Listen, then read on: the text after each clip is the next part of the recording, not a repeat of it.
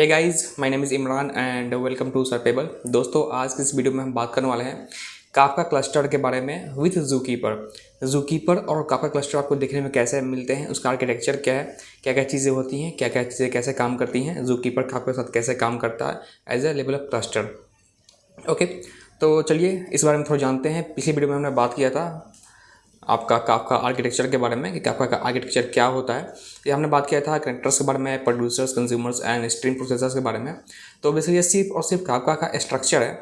And अब बात करें यहाँ पे, जब काफका पूरी तरह से हम डिप्लॉय करेंगे तो हम सिर्फ काफका ही नहीं करेंगे, हम ज़ूकीपर भी करेंगे। तो ज़ूकीपर के अंदर क्या चीज़ें होती हैं, उसके बाद काफका के अंदर क्या चीज़ें होती हैं, उसके बारे में थोड़ा सा और हम आगे बढ़ के थोड़ा सा और डीप जाने की कोशिश करेंगे। ओके, तो चलिए वीडियो को शुरू करते हैं। ओके, तो हमने पिछले वीडियो में देख लिया था ज़ूकीपर क्या होता है और काफका क्लस्टर का आर्किटेक्चर क्या होता है।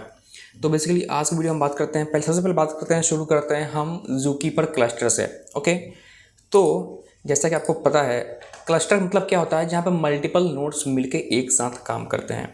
अब जहाँ पे मल्टीपल नोड्स एक साथ मिलके काम करेंगे तो बेसिकली उसमें एक लीडर होगा और बाकी के फॉलोवर होंगे। यानी जो मेन टास्क परफॉर्म करने वाला जो नोड होगा वो होगा आपका लीडर नोड, बाकी जो है वो फॉलोवर नोड होंगे, जो कि जो लीडर टास्क परफॉर्म करेगा तो उसका जो इन्फॉर्मेशन होगा वो इन्फॉर्मेशन वो अपने पास रेप्लिकेट करेंगे। यानी बेसिकली लीडर उनके पास रेप्लिकेट करता है कि हमारे पास जो इन्फॉर्मेशन है वो आप अपने पास भी रखिए, ताकि इन द केस अगर मैं फेल हो जाता हूँ तो आप बाकी सारे काम को संभाल सकें और हमारा क्लस्टर रन करता रहे। ओके, तो जो ज़ूकीपर क्लस्टर होता है वो बेसिकली वो top of the Kafka cluster होता है, ठीक है। और बिना ज़ूकीपर के, जैसे हमने बात किया था, वो काफका क्लस्टर रन नहीं करता है। ये एक डिपेंडेंसी बोल सकते हैं आप इसको, ये डिपेंडेंट है पूरी तरह से ज़ूकीपर के साथ। अब यहाँ पे देख सकते हैं, यहाँ पे एक है zookeeper node 1, zookeeper node 2 and zookeeper node 3। Okay, तो मान लीजिए यहाँ पे ये ज़ूकीपर नोड 1 है वो लीडर है, तो बाकी क्या होंगे, फॉलोवर होंगे। तो अब इससे क्या बेनिफिट है, जो भी रीड एंड राइट का काम होता है वो बेसिकली मेटा डेटा का, तो वो हमारा ज़ूकीपर अपने पास रखता है। जैसे फॉर एग्जांपल जो लीडर है उसका काम ही है कोऑर्डिनेट करना, तो इसके पास मान लो काफका का रिलेटेड डेटा है तो वो बाकी सब में रेप्लिकेट कर देगा, ठीक है। इन द केस ज़ूकीपर का जो नोड है वो किसी तरह फेल हो जाता है तो जो नोड 2 है या फिर नोड 3 है, इनमें से कोई एक लीडर बन जाएगा और दूसरा फॉलोवर बन जाएगा। तो हम जब भी ज़ूकीपर बनाते हैं, जब क्लस्टर बनाते हैं, तो बेसिकली हम और नंबर्स में बनाते हैं, या 3 या 5 या 7, ताकि जब भी कोई नोड फेल हो, जब भी हम क्लस्टर स्टार्ट करें तो उसमें जो लीडर इलेक्शन प्रोसेस हो वो वोटिंग मैकेनिज्म के थ्रू होती है। सभी नोड्स एक दूसरे को वोट देते हैं और जो सबसे ज़्यादा वोट प्राप्त कर लेता है, हासिल कर लेता है, वो लीडर बन जाता है। तो ऐसे में अगर हम इवन नंबर यूज़ करेंगे तो ऐसे में वोटिंग मैकेनिज्म इसका सही से काम नहीं करेगा और इसमें काफ़ी ज़्यादा टाइम लग सकता है। तो इसलिए हम इसको और नंबर में हम सर्वर्स को बनाते हैं, क्लस्टर में नोड्स को बनाते हैं, जिसे हम ज़ूकीपर एनसेम्बल भी बोलते हैं। ओके, तो ये हो गया ज़ूकीपर। अभी बात आता है काफका। सेम काम हम काफका में भी करते हैं, यहाँ भी हम मल्टीपल नोड्स बनाते हैं और मल्टीपल नोड मिलकर काम करते हैं एज ए क्लस्टर। अब यहाँ पर देख सकते हैं, हमने तो पहले बात कर रखा है कि प्रोड्यूसर क्या होता है और कंज्यूमर क्या होता है। तो आपको पता है प्रोड्यूसर डेटा प्रोड्यूस करता है, कंज्यूमर डेटा कंज्यूम करता है। तो आखिरकार डेटा यानी मैसेज कहाँ प्रोड्यूसर कहाँ से कंज्यूम होता है, तो वो होता है टॉपिक। अब टॉपिक में क्या होता है, टॉपिक में पार्टीशंस होते हैं। तो पार्टीशंस मतलब कि समझ लो जैसे कि हम अपना कंप्यूटर लैपटॉप यूज़ करते हैं तो उसमें पार्टीशंस होते हैं, जैसे सी ड्राइव होता है, डी ड्राइव होता है, ई ड्राइव होता है, एफ ड्राइव होता है। ये क्या, ये सब पार्टीशंस है। ये फिजिकल नहीं है, ये लॉजिकल है, ठीक है। क्योंकि फिजिकली अगर आप देखोगे तो आपका हार्ड ड्राइव तो एक है, सिंगल ड्राइव है, उसमें पार्टीशंस बने हैं। तो क्या हम उसको काट देते हैं? नहीं काटते, या तोड़ते नहीं तोड़ते, हम उसमें लॉजिकल पार्टीशंस बनाते हैं। तो जो C drive, D drive, E drive, F drive आपको देखने को मिलता है, ये बेसिकली लॉजिकल पार्टीशंस है। तो इसी तरीके से जो काफका में आपका टॉपिक देखने को मिलता है, उसके अंदर पार्टीशंस देखने को मिलते हैं, वो भी एक लॉजिकल पार्टीशन है, ठीक है। तो उसमें हम मल्टीपल पार्टीशंस बना सकते हैं अपने नीड के आधार पे। जैसे कि फॉर एग्जांपल मैंने यहाँ पे एक टॉपिक है, तो जो टॉपिक हम क्रिएट करेंगे तो ब्रोकर में स्टोर होता है। तो बेसिकली मान लीजिए ये एक टॉपिक है, ठीक है, जिसका नाम है T1। अभी एग्जांपल के लिए आप मानिए कि हमने इसमें एक पार्टीशन बनाया सिर्फ, और ये है हमारा T2 टॉपिक 2। अब क्योंकि हमारे पास 3 ब्रोकर्स हैं, तो बेसिकली जब हम टॉपिक क्रिएट करते हैं तो उसमें एक और हम कमांड में आर्ग्यूमेंट पास करते हैं, जिसमें हम मेंशन करते हैं कि हमारा टॉपिक क्या है, रेप्लिकेशन क्या हो। तो जैसा कि वो पता है, काफका क्या है, फॉल्ट टॉलरेंट मैसेजिंग सिस्टम है। काफका का कहना यही है कि कुछ भी हो जाए हम आपका डेटा लॉस नहीं होने देंगे।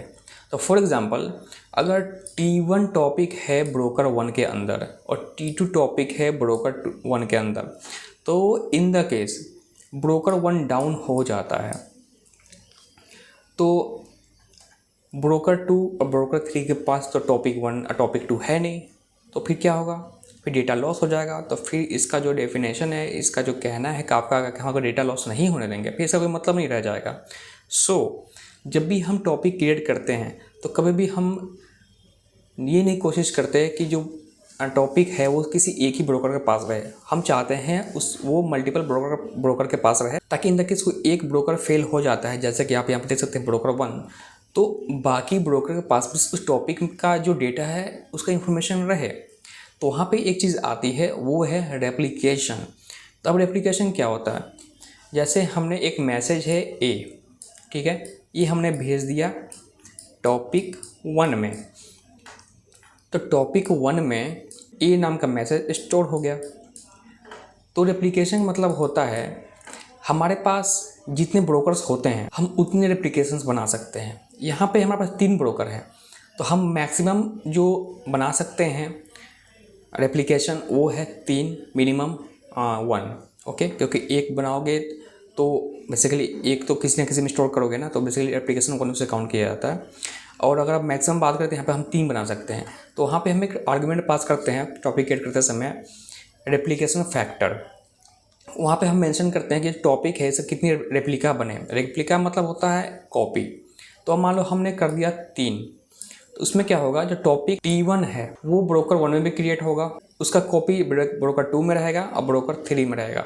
जब हम डेटा हमने प्रोड्यूस किया, डेटा इसमें है मैसेज A, तो ये टॉपिक 1 में चला गया ब्रोकर 1 के पास। और जैसे ही हमने डेटा प्रोड्यूस किया, तो जो डेटा A है टॉपिक 1 में जो कि ब्रोकर 1 के पास है, ये बाकी में रेप्लिकेट कर देगा कि हमारे पास मैसेज A आया है, आप अपने पास ये मैसेज स्टोर कर लो। तो सेम डेटा सब में रेप्लिकेट हो जाएगा। तो इससे बेनिफिट यही है कि अब टॉपिक जो हमारा है उसके अंदर जो भी मैसेजेस हैं, डेटा है, वो डेटा सभी ब्रोकर के पास है। तो ऐसे में अगर ब्रोकर 1 फेल हो जाता है, तो जब नया ब्रोकर लीडर बनेगा, जैसे कि यहाँ पे लीडर और फॉलोअर का कॉन्सेप्ट था, ठीक सेम कॉन्सेप्ट आपको यहाँ पे तो आपका क्लस्टर में ब्रोकर के साथ देखने को मिलता है। तो यहाँ भी जो लीडर बनेगा वो डेटा रीड एंड राइट करने का काम करने लगेगा। जैसे ब्रोकर 2 रीड एंड राइट करने का काम करना शुरू कर दिया, तो अब इसका जो कॉपी है, जो आपका रेप्लिका है, वो ब्रोकर 3 के पास जाना शुरू हो जाएगा। ब्रोकर 3 के पास जाना शुरू हो जाएगा। इससे होगा ये कि इन द केस ब्रोकर 2 भी डाउन होता है तो ब्रोकर 3 से हमारा काम चल जाएगा। तब तक हम ब्रोकर 1 को सॉल्व कर लेंगे कि क्या इशू है, उसका सर्वर को फिर से हम एक्टिव कर देंगे, अप कर देंगे। फिर उसके बाद जो भी डेटा ब्रोकर 2 में है वो ऑटोमेटिक ब्रोकर 1 के पास भी कॉपी हो जाएगा, रेप्लिकेट हो जाएगा।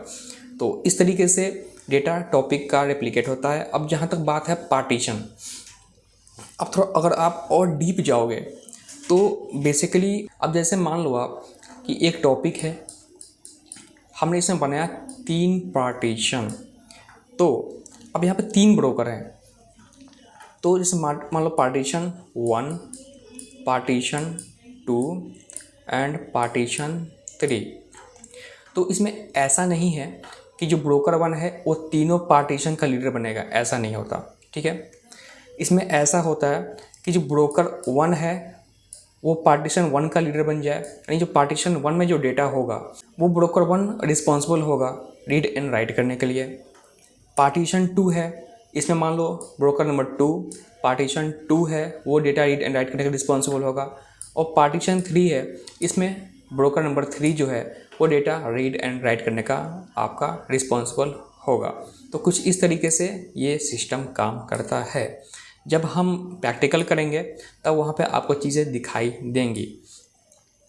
बस आपको ये ध्यान रखना है कि आप उतना ही रेप्लिका क्रिएट कर सकते हैं जितने आपके पास काफका सर्वर्स हैं, यानी जितने आपके पास ब्रोकर्स हैं।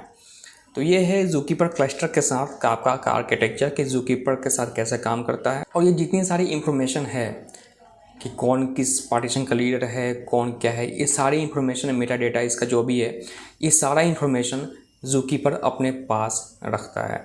ओके।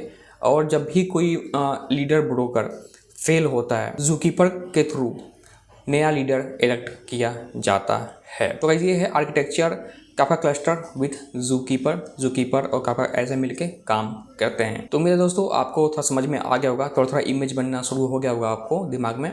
तो जब हम प्रैक्टिकल करना शुरू करेंगे फिर आपको सारी चीज़ें क्लियर होंगी, क्योंकि फिर आप लाइव देख पाओगे कि क्या चीज़ें कैसे काम हो रही है। ओके, तो बस पहला वीडियो में इतना ही था।